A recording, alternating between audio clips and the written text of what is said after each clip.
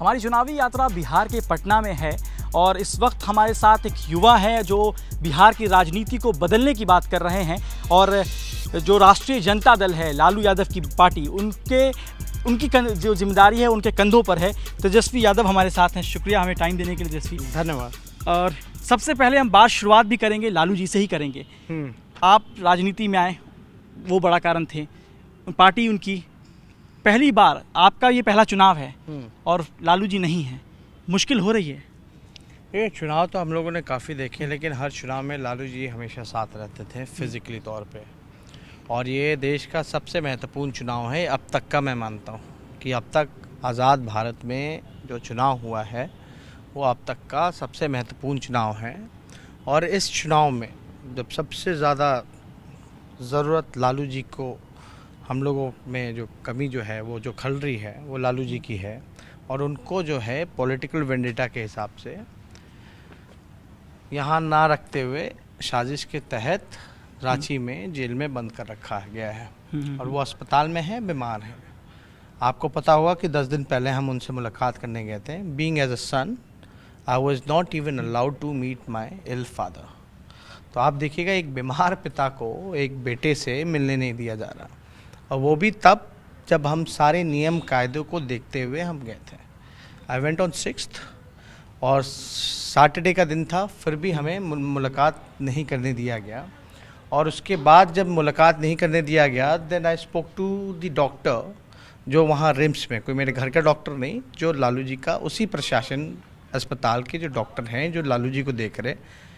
He was saying कि लगातार 1 हफ्ते से ही इज़ बीन ट्राइंग कि लालू जी के टेस्ट के लिए सेम कैंपस में ब्लॉक्स होते हैं जहाँ मशीनरी इक्विपमेंट्स होता है, जहाँ लालू जी को ले जा कर के टेस्ट कराया जाए, वहाँ लालू जी को वहाँ तक नहीं ले जाने दे रहे हैं एडमिनिस्ट्रेशन जो है झारखंड गवर्नमेंट की भाजपा सरकार।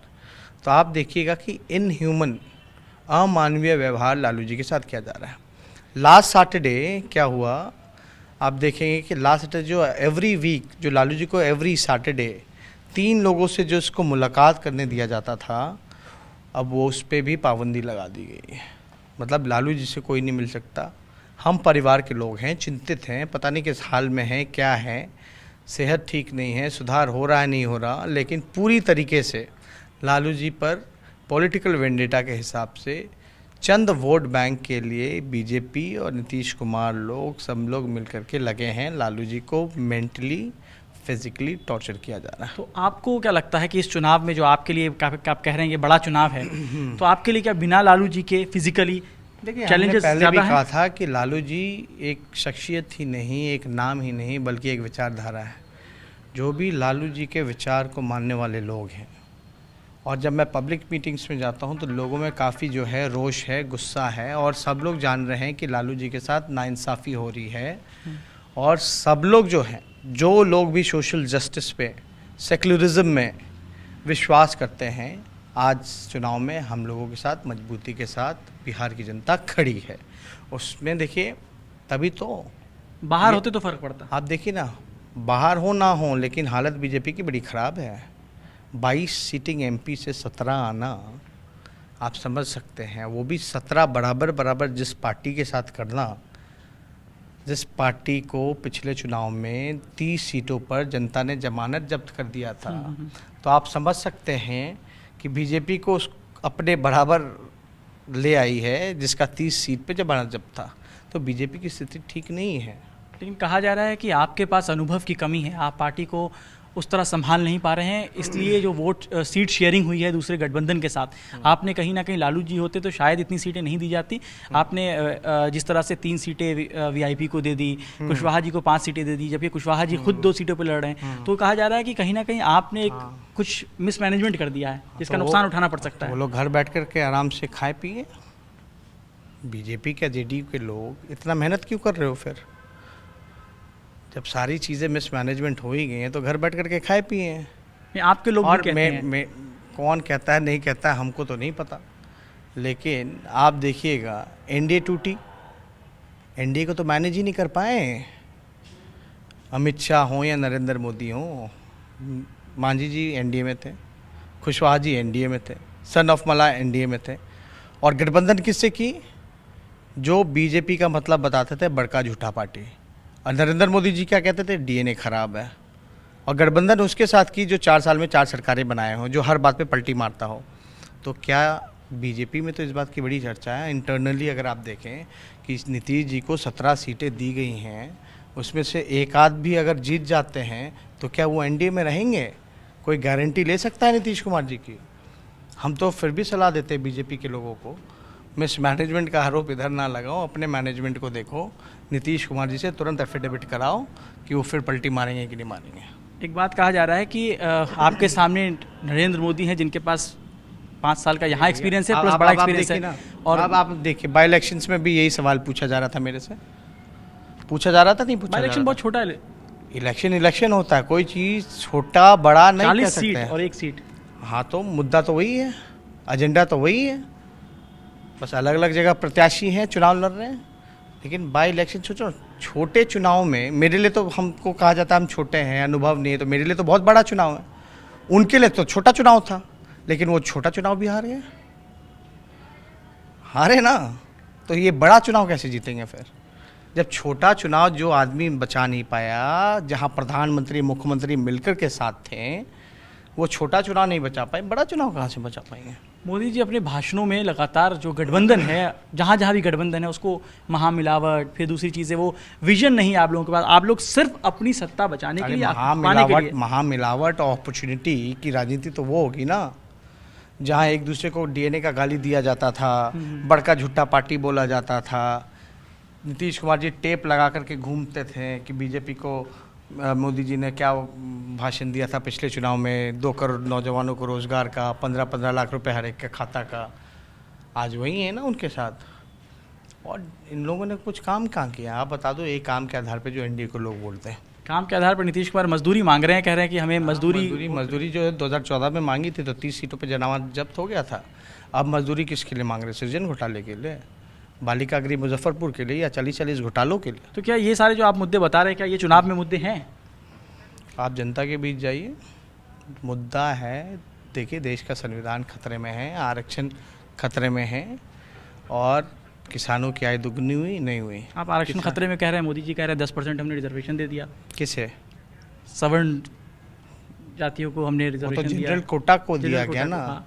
आप देखो ना, आरक्षण जो 13 रोस्टर जो है ओबीसी का, हम तो कह रहे हैं ये पिछड़ों और दलितों के खिलाफ हैं, आदिवासियों के खिलाफ हैं ये।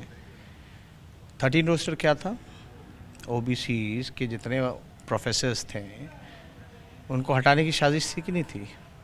अब बताओ, जो संविधान कहते हैं कि हम ख़त्म करने आए, अनंत हेगड़े कर्नाटका के बीजेपी का नेता, या अभी कुछ दिन पहले पंकजा मुंडे ने बोला कि हम संविधान ख़त्म कर देंगे। तो जब कॉन्स्टिट्यूशन देश का ख़त्म हो जाएगा तो आरक्षण नहीं ख़त्म होगा? ख़त्म होगा ना। SC/ST एक्ट कैसे ख़त्म हुआ? अगर भारत बंद नहीं होता तो ये अप्लाई करने वाले थे। आप तो ये देखिए ना, आरक्षण क्या दिया है नहीं दिया, ये तो झुंझुना दिया है, बाद में लोगों को समझ में आएगा। जो भी अपर कास्ट की नाराज़गी इनसे थी, उसको दूर करने के लिए झुंझुना दिया गया है, इसमें भी कुछ नहीं है। आप भी संविधान बचाने की बात कर रहे हैं, एक शख्स और है जो संविधान बचाने की बात कर रहे हैं, कन्हैया कुमार। बड़े लोगों ने, बहुत सारे पत्रकारों ने भी आपसे सवाल पूछा होगा, और लगातार तब से सवाल हो रहा है जब से कन्हैया बेगूसराय से लड़ रहे हैं। क्या वजह रही, कहाँ बात नहीं बनी? क्योंकि उनकी बात तो थी कि हो सकता है आप तमाम जो सब लोग अपने अपने तरीके से बीजेपी से लड़ रहे हैं, तो इसमें हम क्या कहें? CPIM से बात बनी, माले से इसलिए बनी क्योंकि सब जाति के, सब बिरादरी के लोगों को लेकर के चलती है, गरीब की लड़ाई लड़ती है। CPI जो पार्टी है वो तो एक जात की, एक ज़िले की पार्टी है। और पिछले बार तो JDU से उनका गठबंधन था, नीतीश जी के साथ मिलकर के चुनाव लड़े थे, तो कितना वोट आया था? 1.25 लाख वोट आया था। जो हमारे कैंडिडेट हैं तनवीर साहब, ये पिछले बार चुनाव लड़े थे तो 3.25 लाख वोट आया था। और बेगूसराय, हाँ ठीक है, बेगूसराय की अगर सीटें अगर देखी जाएं तो 5 विधायक हैं महागठबंधन के, और 40 सीट पे हम बीजेपी के साथ मुकाबले में। और बीजेपी जो डरती है, सबसे ज़्यादा अगर डरती है तो वो लालू जी से डरती है। एक बात समझ जाइए। आपके अपने ही पार्टी के कई सारे लोग नाराज़ हो गए टिकट को लेकर, फातमी साहब नाराज़ हो गए। प्लस एक बात बार बार उठ रही है कि शिवहर में, मधुबनी में, कई सारी जगह पे टिकट शेयरिंग की वजह से सवाल उठ रहा है। अरे बीजेपी में नाराज़गी नहीं है क्या?